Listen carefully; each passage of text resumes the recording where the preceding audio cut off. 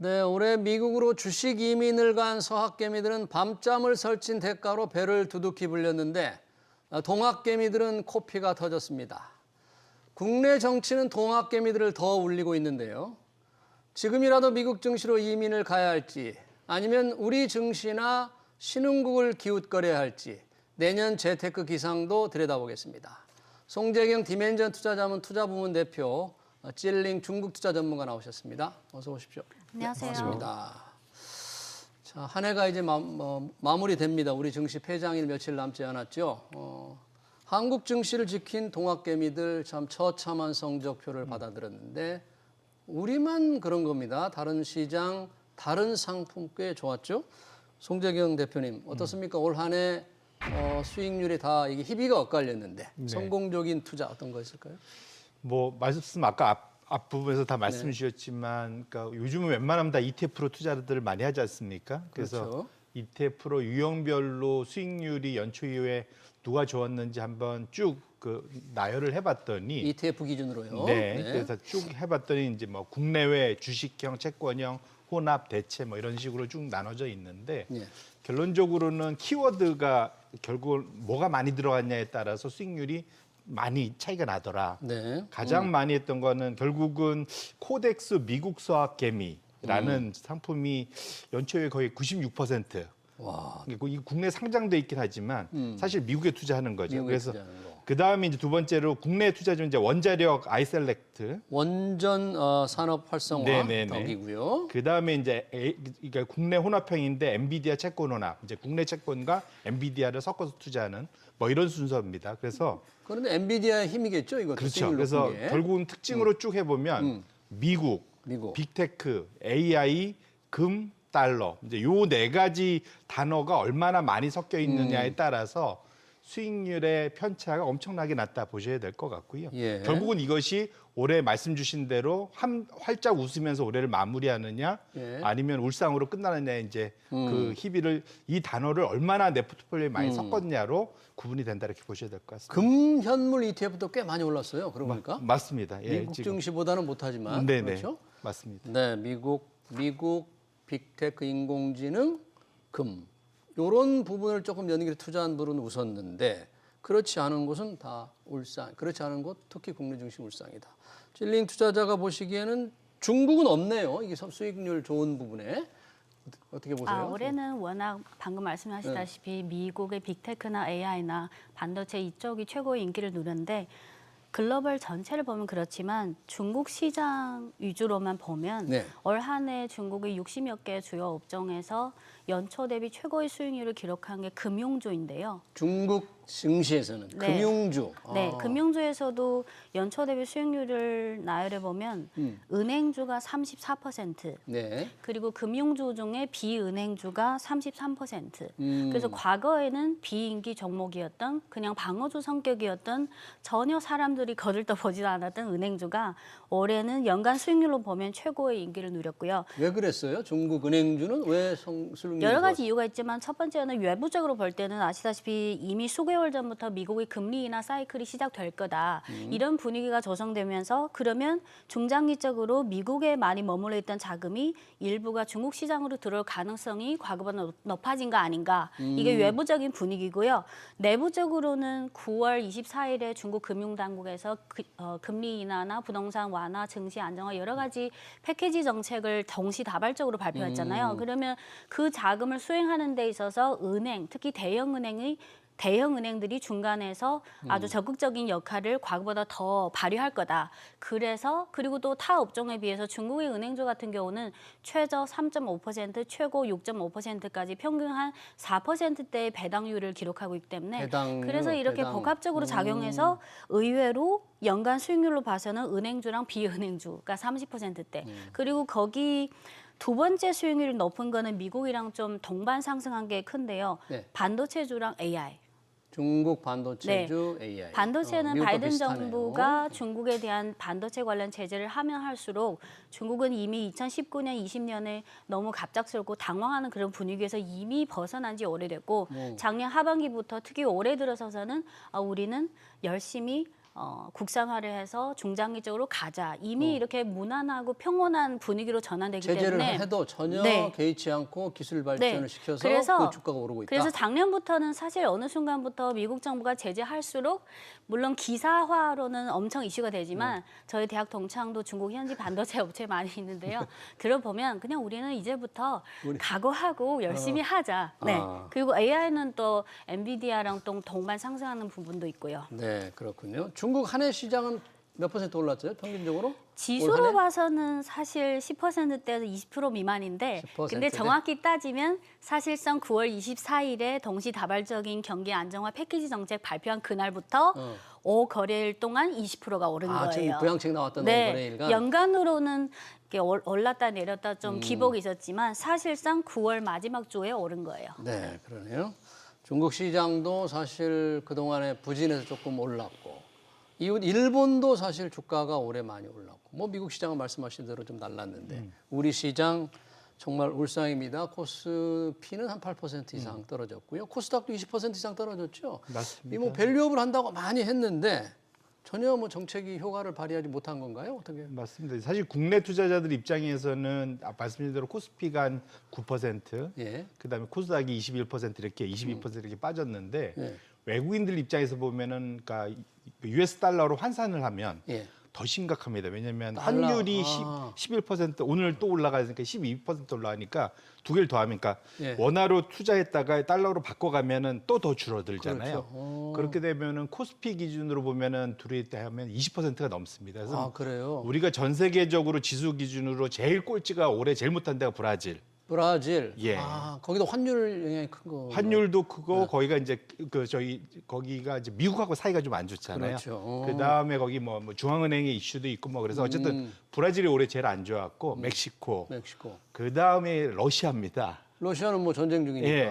근데 거의 20%대가 유일하게 그 다음에 우리 한국이거든요. 아, 그러니까 참, 네. 사실 우리가 말이 우리가 신흥국이지 MSCI에서 신흥국이지 OECD나 이런 데서 IMF에서 우리를 다 선진국 경제로 다 분류하지 않습니까? 네. 그런데 수익률 자체는 거의 지금 브라질, 멕시코, 네. 러시아 다음으로 우리가 이제 안 좋은 20%대의 하락세를 볼 수 있는 게 좀 심각하긴 한데요. 예. 근데 문제는 그 안에서 뚜껑을 열어보면 어떤 종목, 그러니까 소위 스탁 셀렉션이라 하죠. 종목을 잘 선택한 사람들은 올해 또 나름대로 또 따뜻했습니다. 근데 안 좋았던 건 더 안 좋았던 건 뭐예요? 우리 시장 중에 특히 안 좋았던 게 뭐 2차 전지 이런 게 굉장히 안 좋았어요. 맞습니다. 그러니까 업종을 총 이제 제일 한 11개 업종으로 대분류하는 게 있고 26개 업종으로 분류하는 게 있는데 예. 제일 좋았던 거는 조선이 제일 좋았고요. 그 조선. 연초 네. 이후에 60% 이상 올라가면서 업종으로는 1등을 했습니다. 오. 그 다음에 이제 말씀하신 대로 이거는 전 세계적으로 금융이 좋았거든요.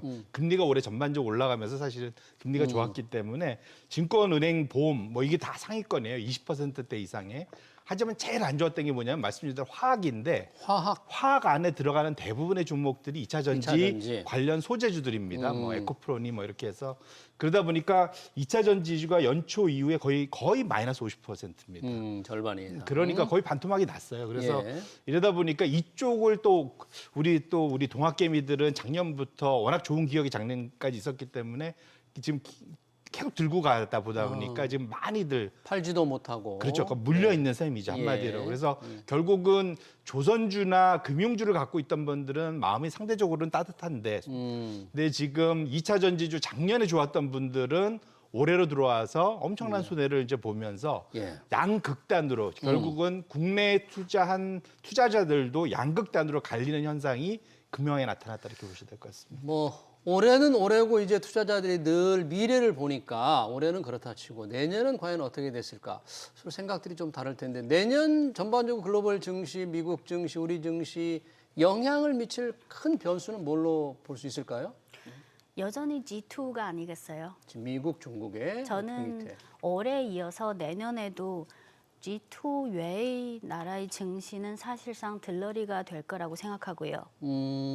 기분 미국과 중국 나쁘게 들을 수 외에는 있겠지만 들러리. 왜냐하면 내년 글로벌 재테크 시장을 보면 아무래도 올해 이어서 미국이 올 한 해 동안 미국 증시에 투자든 투기든 전 세계의 가장 많은 자금이 미국 증시에 집중됐잖아요. 예. 그러면 내년 첫 번째 요인은 이 미국 증시에 상당 부분 집중된 글로벌 자금이 언제까지 유지되냐.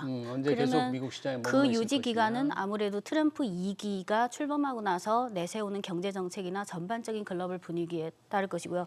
두 번째 요인은 중국 같은 경우는 외국인 투자자 비율이 5%밖에 안 돼서 미국 증시처럼 글로벌 증시가 전반적으로 모이거나 확산되거나 이런 것보다는 중국 현지 기관 투자자랑 개인 투자자들이 그 향방을 근본적으로 결정한대요. 예. 그래서 두 번째 요인은 중국이 올해 9월 24일부터 10월 중순까지 여러 가지 경기 안정화 정책을 패키지처럼 동시다발적으로 발표했는데 그러면 어떤 경제 정책이든 뭐 수위가 높든 낮든 그게 현실적인 실물 경제에 반영되기까지는 적어도 3개월에서 6개월까지 기간이 걸립니다. 그래서 내년에는 올해는 9월 24일부터 한 달 동안 동시다발적으로 경기 안정화 정책을 발표했다면 그러면 내년 상반기까지는 적어도 중국의 실제 실물 경제에 이 정책들이 어느 정도까지 반영되냐 이게 두 번째라고 생각해요. 그래서 저는 뭐 한국 증시도 글로벌 증시에서 아주 중요한 부분이지만 현실적으로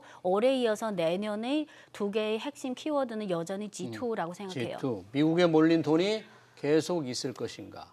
중국의 이제 9월 이후에 잇따라 발표된 부양책이 현실화되는 내년 상반기쯤 과연 시장의 자금 유출입이 어떻게 네. 될 것인가.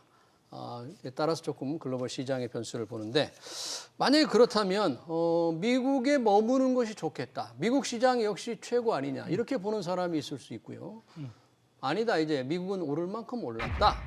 뭐 중국 지금 찔링 투자자가 말씀 중국 한번 관심을 가져본다든지 아니면 또는 다른 신흥 시장을 관심을 가져봐야 된다 이런 사람들 있을 텐데 혹시 미국이냐 미국이 아니냐 두 개를 이렇게 해서 선택을 한다면 혹시 어떻게 송 대표님께서는 선택할 수 있을까요? 일단은 모든 지금 포지션은 다 미국에 다 몰려 있습니다. 그러니까 미국이냐 미국이 아니냐에서 미국이 아니라고 얘기하는 순간 역적이 됩니다. 지금 상황. 미국이 아니냐? 예. 아니다.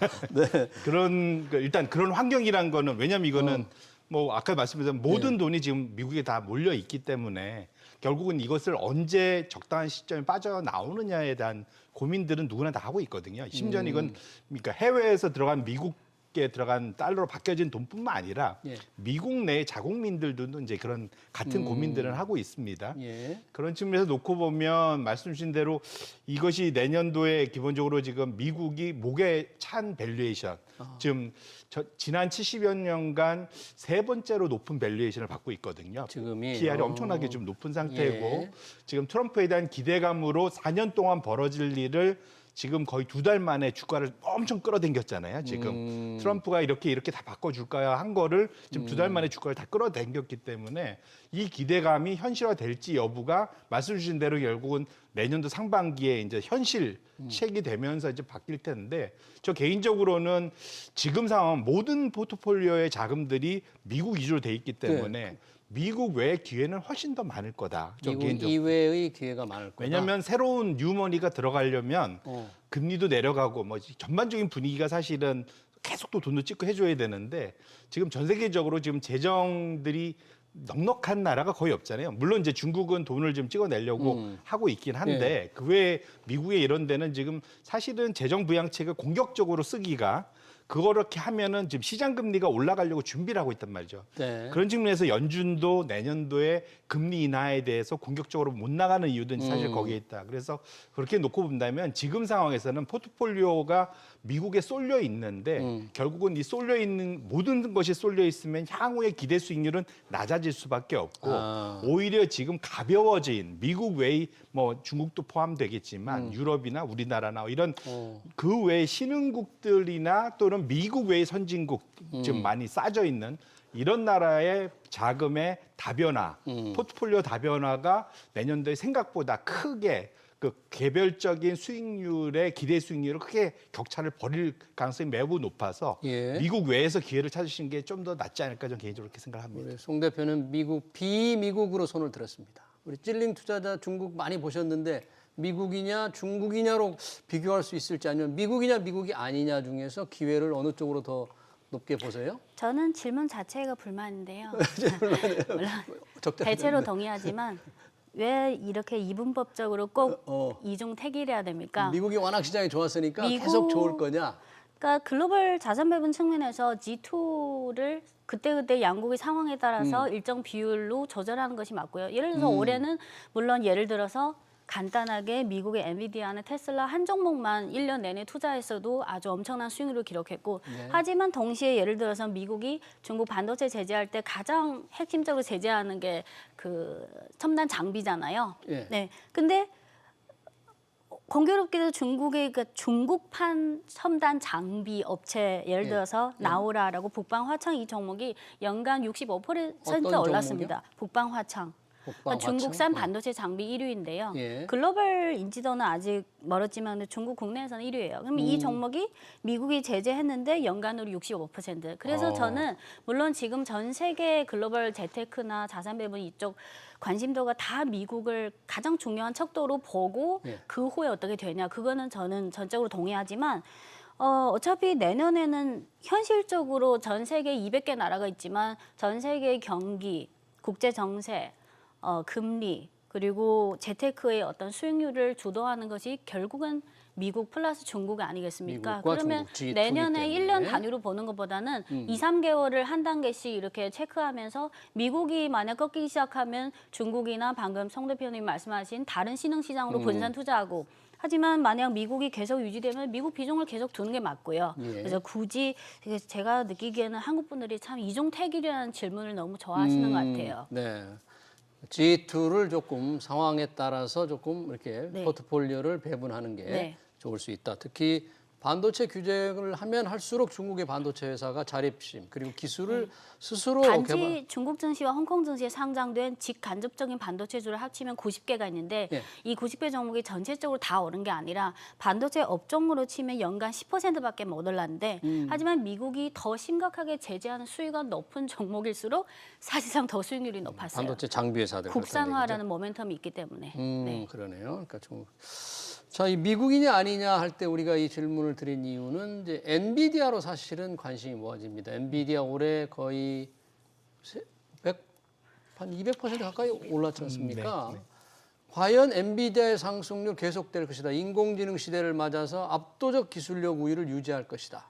그렇게 보는 사람과 아닌 사람인데 지금 비미국을 말씀하셔서 엔비디아나 테슬라의 상승 탄력 조금 송 대표는 좀 약하게 이제 보신다 그런 얘기인가요? 그렇죠. 둘 중에 하나만 놓고 보면 이번 트럼프 이익에 대한 기대감을 딱 두 가지로 말하면 테슬라하고 비트코인이었고요. 테슬라와 비트코인. 그 직전 트럼프 이전까지는 사실은 2년간 엔비디아로 대표되는 AI 투자였죠. 근데 예.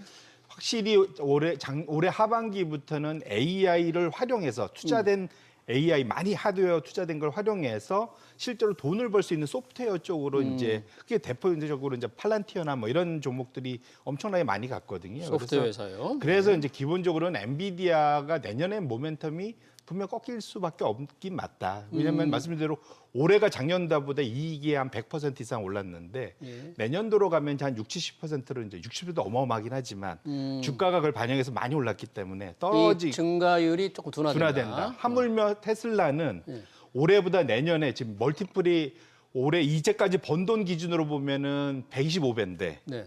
내년에 벌 걸로 하면 135배입니다. 더 높아진다. 무슨 말이냐면 이익이 줄어든다는 얘기예요. 아. 그런데도 지금 기대감으로 이제 주가가 어마어마한 이제 소위 말하는 달나라로 지금 밸류에이션이 가 있기 때문에 지금 이건 기대감으로 가는 거거든요. 그런 측면에서 놓고 보면 두 종목에서 어마어마한 내년도에도 이익 성장 기대를 해야만 사실은 이것이 이제 정당화될 텐데 네. 그것이 생각보다는 고객층들이 다변화되려고 노력들을 하고 엔비디아에서 벗어나려고 애를 쓰고 있잖아요. 그렇기 때문에 그렇게 놓고 본다면 기대는 많고 주가도 그것 때문에 많이 올랐지만 내년도는 현재의 기대감을 그대로 가져가면 실망할 확률이 조금 더 높아지지 않았냐 저 개인적으로 그렇게 생각하고 있습니다. 눈높이를 조금 낮출 필요가 있겠다. 엔비디아, 테슬라의 경우. 찔링 투자님, 중국으로만 본다면 아까 이제 그 미국의 규제가 강하면 강할수록 그 회사가 탄탄한 이제 자립심으로 기술력을 높이고 있다고 그랬잖아요. 그럼 내년 한 해 중국 시장 전망을 볼 때 전체적인 성장률 전망이라든지 또는 분야별로 어떤 명암 어떻게 엇갈릴까요? 지금 지난 11월부터 지난주까지 중국의 한 120개 증권사의 대부분이 예. 2025년 경제랑 증시 연간 전망을 내세웠는데요. 네. 그 중에서 한 상위 30개 증권사의 전망을 보면 어느 한 증권사도 아주 자신감 있게 확실하게 내년에는 경기 올해보다 확 좋아진다. 내년에 중국 증시는 올해 그 9월 말에 단기 반등에 이어서 더 좋게 갈 거다.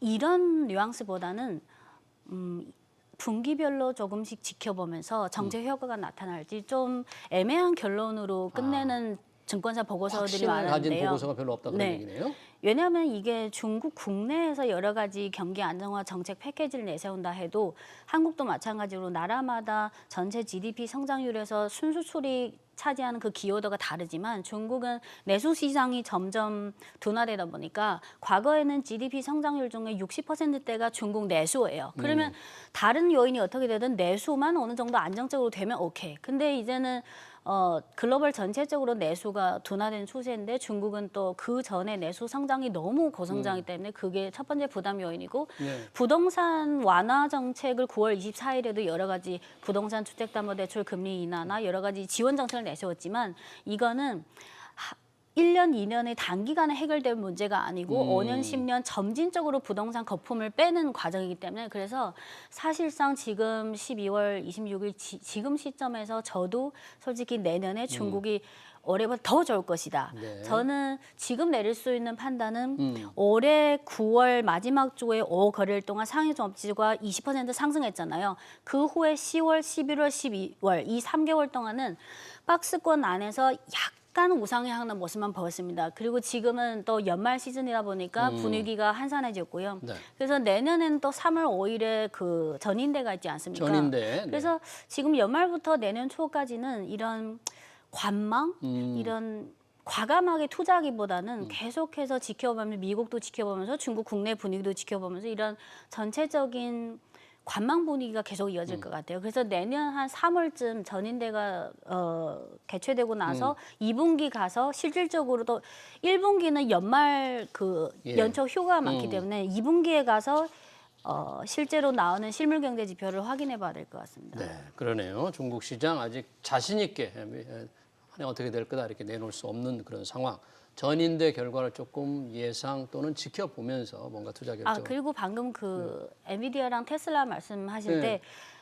때 엔비디아랑 테슬라 글로벌 전체 말고 중국과의 연관성을 하나 말씀드리면 엔비디아가 지금 올해 2월에는 영국, 7월에는 프랑스, 8월에는 EU가 잇따라 엔비디아에 대해서 반독점 조사를 시작했잖아요. 아, 그렇죠. 네, 반독점 조사. 그래서 중국도 지난 12월 9일에 중국 정부에서 엔비디아에 대한 반독점 조사를 시작했어요. 물론 이게 엔비디아의 주가를 판단할 때 최우선 요인은 아니지만 만약 중국이 엔비디아에 대한 그 반독점 조사가 나쁜 결론이 났다면 그러면 이론적으로 법적으로 2024년 매출액의 1% 이상, 10% 이하에 해당되는 금액을 납부해야 돼요. 과징금을 내야 그래서 돼요? 이것도 뭐 영국, 프랑스, EU, 중국 이것도 확인해 봐야 되고요. 예. 그리고 테슬라 같은 경우는 아무래도 테슬라의 생산이든 판매든 미국 시장 외에 중국 시장이 가장 중요하잖아요. 그러면 중국 전기차 시장에서 테슬라 시장 점유율을 보면 2021년 16%, 22년 7.75%, 23년 7.8%, 계속 떨어지네. 24년 6%로 떨어졌어요. 이런 시장 점유율이 판매 양은 늘어나지만 시장 점유율이 떨어지는 추세는 이미 꺾을 수 없고요. 그리고 또 어떤 돌파구로서 테슬라가 로보택시를 지금 네, 그렇죠. 준비하고 있잖아요. 근데 10월 달에 한번 그 출시를 연기했고 근데 중국의 로보택시 예를 들어서 중국 기업 산하의 로버콰이퍼 그리고 또 하나의 중국 기업 산하의 디디지아만 이미 선도에서 이미 적극적으로 열심히 하고 있어서 자율주행차. 선점이 됐기 때문에 그래서 테슬라가 중국 시장에서 전기차든 로보택시든 어떤 새로운 돌파구를 찾기는 현실적으로 어려울 거라고 생각해요. 네, 그러네요. 테슬라와 엔비디아가 중국 관련해서 약간의 리스크가 있다는 점 말씀해 주셨습니다. 국내 시장에서 지금 비상기업 이외에 외국인들이 많이 팔고 있는데 그나마 떠받치는 게 국민연금 같아요. 우리 시장에서 보니까. 국민연금 우리 주식을 계속 사들이는 이유는 뭔가요? 그냥 너무 떨어졌기 때문인가요? 아니면 왜 그러죠? 맞습니다. 납폭 과대고요. 그러니까 목표한 이제 소위 이제 그 자산 배분 중기자산 배분 비중이 있습니다.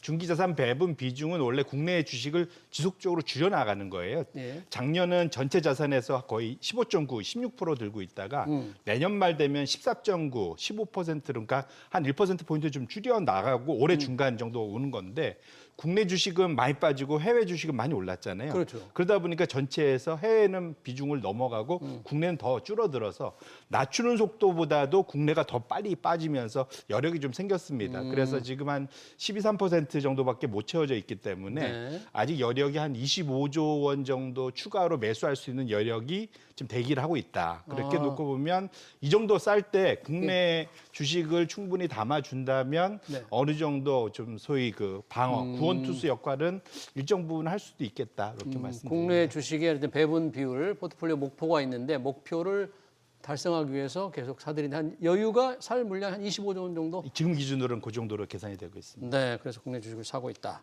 우리가 이제 주식 얘기를 했습니다만 요즘은 채권 투자도 굉장히 많이 합니다. 주식과 채권 상당히 안정적이냐, 조금 위험적이냐 할 때 주식이 뭐 단연 이겼죠, 압승을 했죠 올해. 지금 시점에서 내년 금리 인하가 지금 예상이 되는데 채권 투자 환경을 어떻게 봐야 될까요? 저는 글로벌보다는 중국이랑 신흥시장 위주로 보기 때문에 네, 중국. 올 한 해 중국의 그 국채 ETF의 수익률을 보면 가장 높은 게 중국 국내를 말씀드리는 거예요. 예. 30년물 국채 ETF가 연초 대비 지금 어제 마감 기준으로 20% 수익률을 기록했는데요. 장기 국채 네. ETF가. 과거에는 채권보다는 주식이나 주식 관련된 ETF 이런 게 가장 관심을 받는데 올해는 방금 앞서 말씀드린 그런 은행주나 반도체 AI 그런 수익률 높은 주식 외에 의외로 30년물, 10년물 이런 중국 국내 국채 ETF도 점점 관심 받기 시작했어요. 네, 알겠습니다. 자, 이 시장이 다양하고 상품도 다양하기 때문에 서로 기준이 달라서 보는 곳에 따라 다를 수 있습니다만 짧게 뭐 올해 원픽이 만약에 엔비디아였다 하면 내년에 원픽을 고른다면 뭐가 될까요? 뭐 중국에 맞춰줘도 되고 전체 글로벌 시장에 맞춰도 되겠습니다. 우리 송 대표는 뭐죠? 내년도는 그 위험 요인이 오히려 좀 더 많아지고 있고 사실은 뭐 중국의 금리가 내려가 있지만 미국은 오히려 금리가 올라갈 가능성이 높아지기 때문에 좀 그런 변동성에 대해서 금리가 보통 이 4, 5% 이상 올라갈수록 가치주들이 성과가 훨씬 좋습니다. 가치주. 그래서 대형 가치주 쪽으로 미국이든 우리나라든 집중하실 필요가 있을 것 같고요. 예. 이게 좀 가치주 하니까 어렵잖아요. 가치주는 업종으로 얘기하면 업종으로 하면 통상적으로 이제 은행이 들어가 있는 금융, 금융. 그 다음에 이제 에너지 소재 뭐 이런 쪽이거든요. 예. 그래서 밸류에이션이 좀 싼 거. 그리고 성장주 내에서도 보면은 좀 소위 그 건강관리 업종 뭐 이런 게 굳이 말하면 좀 그런 성격이 있습니다. 그래서 그쪽 분야의 포트폴리오를 좀 넓히실 필요가 있겠다 말씀드립니다. 네, 국내든 국외든 대형 가치주를 꼽으셨고요. 찔링 투자자는 어떤 걸? 저는 중국 국내만 보면 여전히 반도체 국산화 가속화 그리고 두 번째는 미국이랑 글로벌 전체적인 흐름이랑 맞는 AI. 그래서 어떤 새로운 초천 업종보다는 올해랑 연결시켜서 내년에도 저는 첨단 제조 그 중에서도 AI 반도체 관련. 알겠습니다. 올 한 해 재테크 실제 성과와 내년 시장 전망 관련 토론 여기서 마치겠습니다. 지금까지 송재경 디멘전 투자자문 투자부문 대표, 찔링 중국 투자 전문가였습니다. 두 분 고맙습니다. 감사합니다.